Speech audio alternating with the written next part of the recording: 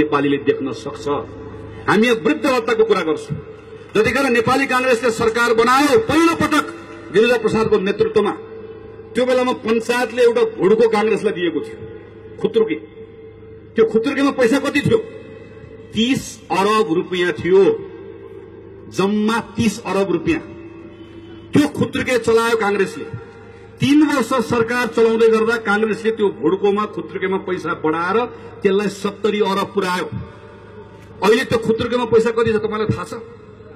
30 अरब जम्मा थियो भुडकोमा पैसा। त्यो भुडको भित्र अहिलेको दिनमा, आजको दिनमा भर्खर जुन सरकारमा मैले काम गरेर आए, त्यो सरकारले त्यो भित्र 30 अरबबाट अहिले 600 अरब रुपियाँ छ।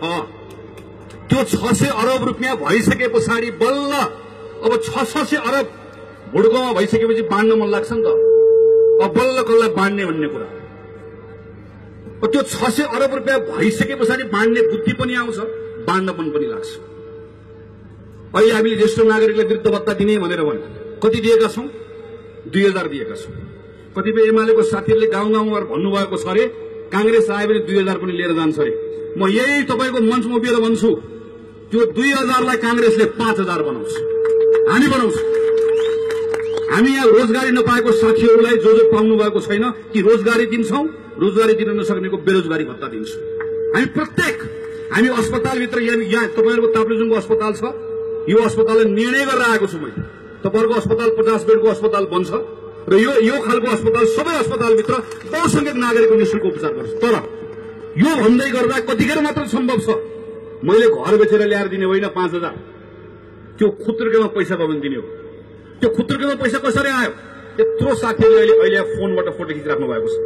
जतिखेर कांग्रेसले सरकार चलाउन लियो त्यो बेलामा नेपालमा जम्मा 75611 वटा फोन थियो। त्यो घरमा टिङ टिङ बज्ने फोन जम्मा 75611 थियो। अहिले कति छ तपाईलाई? अहिले 2 करोड 20 लाख भन्दा त नेपालमा मोबाइल छ। घर घरमा खल्ती खल्तीमा मोबाइल छ, सबको हातमा, कसैको 2टा छ। यो मोबाइलको कारणले गर्दा हेर्दा सानो कुरा देखिन्छ। 75000 जम्मा फोन भएको ठाउँमा सबै नेपालीलाई फोन ल्याउने नीति लिएर आउनु पर्छ भनेर कांग्रेसले नीति लिएर फोन लिएर जोड्यो। आज नेपालमा सबैभन्दा बढी त्यो अहिले मैले भनेको खुत्रुकेमा पैसा कसले हाल्छ? सबैभन्दा बढी 1 नम्बरमा नेपालमा कर तिर्ने भनेको नेपाल दूरसञ्चार, फोनबाट पैसा तिर्छ। दोस्रो कर तिर्ने भनेको एनसेल, त्यो पनि टेलिफोन कम्पनी हो, उसले कर छल्यो, उसको छुट्टै कथा छ, छोडिदिनुस्, त्यसको बारेमा छलफल गरौँ। तर त्यो पनि अर्को। मैले यति मात्र बताउन खोजेको, तपाईले जब फोनको कुरा गरेर हुन्छ, यसको कुरा गरेर हुन्छ, फोनकै कुरा गर्ने, यिनै विषयको कुरा गर्ने। राइट पोलिसी, ठिक नीति लिएको कारणले गर्दा अर्थतन्त्रको आकार बढ्यो, भुडको भित्र पैसा बढ्यो। त्यो भुडको भित्र पैसा बढेको कारणले गर्दाखेरि आज हामीसँग बाँड्ने ताकत भयो। भर्खर म स्वास्थ्य मन्त्री भएर काम गरेर आएको, मैले घरबाट ल्याएर गरेको होइन।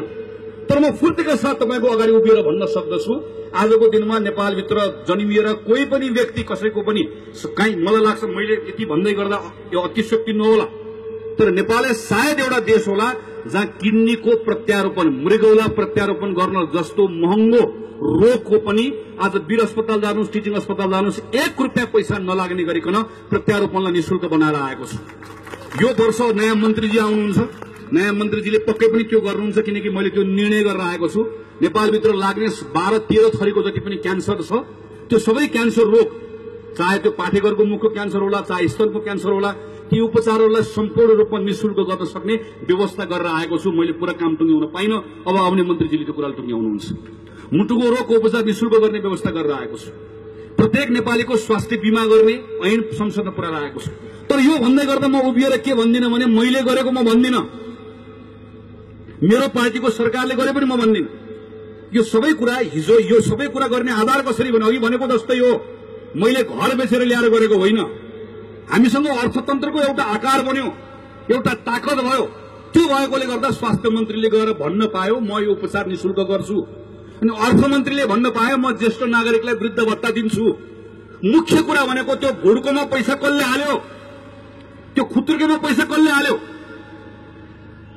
त्यो खुत्रुकेमा पैसा कसले हाल्यो, भुडकोमा पैसा कसले हाल्यो, त्यो तपाई नेपाली जनताले नै हाल्यो।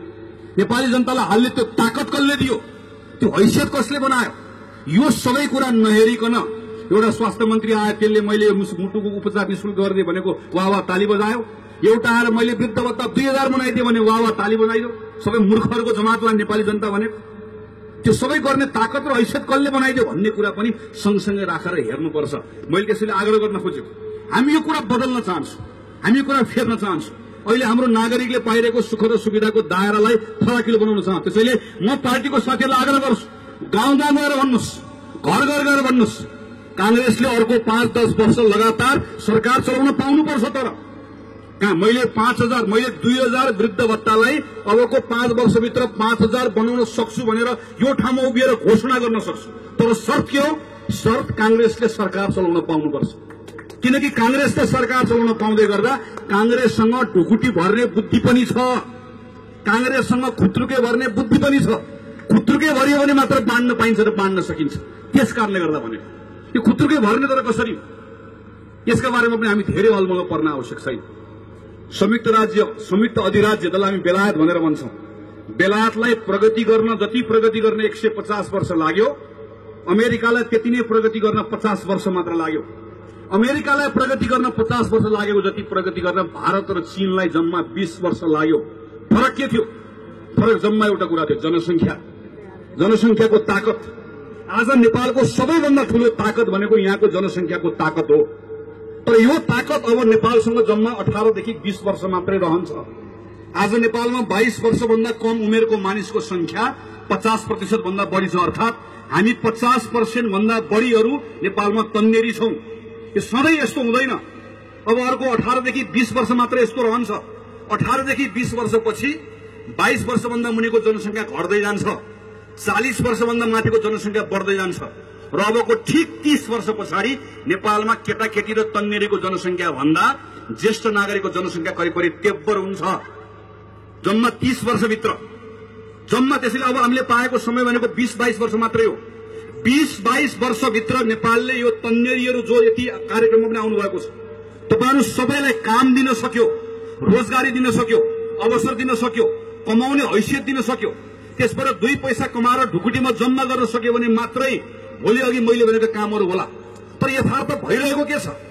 तपाईकै ताप्लेजुङबाट मैले झापाको साथीहरूलाई हिजो भने झापाले त्यत्रो ठुल्ठुलो हामी कुराहरू गर्छ, तर आज नेपालमा सबैभन्दा बढी नेपालबाट खाडीको देशमा काम गर्न जाने जिल्ला मध्ये 1 नम्बरको जिल्ला धनुषा, 2 नम्बरको जिल्ला झापा, सबैभन्दा बढी खाडीमा गएर काम गरेको छ। तपाईहरुको ताप्लेजुङ पनि धेरै पछाडि छैन। यहाँबाट ठूलो संख्यामा मलेसिया गएर काम गर्नुभएको छ, कतार गएर काम गर्नुभएको छ। त्यो कतार गएर मलेसिया गएर काम गरेकोहरूले पठाएको पैसाबाट करिब करिब हाम्रो इकोनोमी चलेको अवस्था छ। अब हामीले गर्ने भनेको त्यही हो, हाम्रो खाडीमा गएको कतारमा गएका ती साथीहरूलाई हामीले नेपाल कसरी फर्काउन सक्छौं।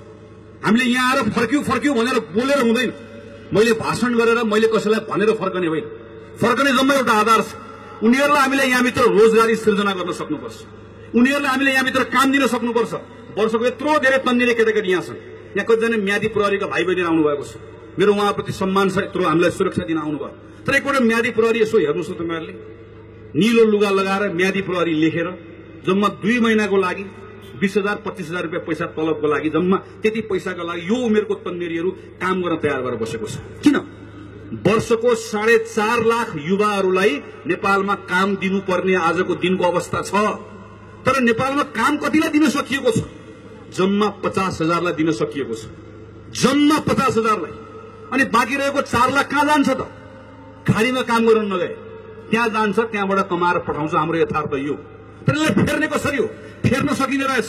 भर्खर हामीले काम गरेर आएको सरकारले हामीले जलविद्युतको क्षेत्रमा केही कामहरू गर्यौं। कुलमान घिसिङ त्यसको विद्युत प्राधिकरण जनार्दनजी त्यसको मन्त्री हुनुहुन्थ्यो, नवीन्द्र जोशी उद्योग मन्त्री हुनुहुन्थ्यो। उहाँले उद्योगको क्षेत्रमा केही कामहरू, महत्त्वपूर्ण कामहरू गर्नुभयो। जम्मा 8 महिना काम गरेको त। तर 8 महिनाभित्र काम गरेको अवस्थामा हेर्नुहोस् त कति धेरै कुरा फेरिएको छ, बदलिएको छ। 7% आर्थिक वृद्धि दर भयो। हामी यति नजिक भारतसँग छौं, यति नजिक चीनसँग छौं, डिस्टेन्सको हिसाबले हामी यति धेरै नजिक छौं। तपाईहरुको यही ताप्लेजुङभित्र हेर्नुभयो भने यति धेरै अहिले कुरा भइसक्यो। अहिले केशव दाइले भन्नुभयो यस्तो यति धेरै पहाडी जिल्ला छ जहाँभित्र जलविद्युतको प्रचुर सम्भावना छ। त्यो जलविद्युतलाई हाम्रो जनशक्तिसँग, हाम्रो जनको धन र हाम्रो जलको धन हाम्रो जलको धनलाई जनको धनसँग जोड्न सक्यो भने अबको 10 वर्ष 12 वर्षभित्र चमत्कार हुन्छ। त्यो चमत्कार भनेको प्रत्येक वर्ष 7% कम्तीमा यतिको आर्थिक वृद्धि दर यो लगातार गर्न सक्यो भने बल्ल यो अवस्था फेरिन्छ। कांग्रेस यसको निम्ति प्रयत्न गर्न चाहन्छ। हाम्रो धेरै ठूला कुराहरू छैनन्, हामी यही सानसानो कुराहरूबाट बदल्न चाहन्छौँ। यही कुरा ताप्लेजुङको मतदाताले सोच्ने कुरा हो। यही सन्दर्भमा तपाईले यहाँको स्थानीय निर्वाचनलाई हेर्नुपर्छ। यो स्थानीय निर्वाचनमा हामी कांग्रेस र माओवादीको एउटा गठबन्धन लिएर आएका छौँ। यो गठबन्धनको बारेमा पनि तपाईहरु प्रश्न हुनुपर्छ। यो गठबन्धनको बारेमा सम्भवतः मैले सुनेको छैन, तर सायद नेकपा एमालेको साथीहरूले आएर भन्नु होला, उडाउनु होला, कांग्रेस र माओवादी मिल्यो, यो कस्तो खालको गठबन्धन भनेर भन्नु होला। मेरो यसको बारेमा धेरै कुरा भन्नु छैन। भर्खर यहाँ बस्दा बस्दै समाचार पढे, विराटनगरमा एमाले र फोरमको बीचमा गठबन्धन बनेछ। एमालेको मेयर, फोरमको उपमेयर। एमालेको साथीहरूलाई आजभोलि भाषण गर्न गाह्रो भएको छ। एउटा जिल्लामा जाँदै गर्दा एमाले र राप्रपाको गठबन्धन, एउटा जिल्लामा जाँदै गर्दा एमाले र फोरमको गठबन्धन, अर्को जिल्लामा जाँदै गर्दा एमाले र जनमोर्चाको गठबन्धन। योभन्दा अघिल्लो पहिलो चरणको निर्वाचनमा मात्रै 8 वटा जिल्लामा एमाले र माओवादीको बीचमा गठबन्धन थियो। काठमाडौँमा एमाले र राप्रपाको बीचमा गठबन्धन थियो। कांग्रेसले आजसम्म कहिले पनि गठबन्धन गरेर चुनाव लडेको थिएन। पहिलोपटक कांग्रेस गठबन्धन गरेर चुनाव लड्दैछ। यसको पछाडि हामी प्रष्ट छौं। मैले अघि पनि भने एकीकृत माओवादी र नेपाली कांग्रेस, माओवादी केन्द्र र कांग्रेस यतिखेर सरकारमा पनि हामीहरू सँगसँगै छौं। हाम्रो केही स्पष्ट कुराहरू छन्। हामी संविधानलाई कार्यान्वयन गर्न चाहन्छौँ। हामी संविधानको यो चक्रलाई पूरा गर्न चाहन्छौँ। हामी माओवादीको मुद्दामा गएको होइन। हामी माओवादी हाम्रो मुद्दामा आए पनि हामी भन्दैनौँ। हामी आफैले एउटा नयाँ बाटो खोज्यौं। मैले अघि पनि भने त्यो बाटो भनेको प्रजातन्त्र, त्यसको मूल आधार र विचार हो। तर प्रजातन्त्रको यो आधारभित्र नयाँ कुराहरू थपिएको छ। तपाईँ अहिले आफै याद गर्नुहोस्। तपाईँ जुन वडामा मत हाल्दै हुनुहुन्छ, तपाईँ त्यो वडामा दलित उम्मेद्वारलाई मत हाल्दै हुनुहुन्छ, तपाईँ महिला सदस्यलाई मत हाल्दै हुनुहुन्छ। योभन्दा अघिल्लो पटक याद गर्नुहोस्, जतिखेर गाविसको निर्वाचन हामीले मत हाल्यौं, त्योभन्दा अघिल्लो निर्वाचन याद गर्नुहोस्। धेरै कुराहरू फेरिएको छ, धेरै कुराहरू बदलिएको छ।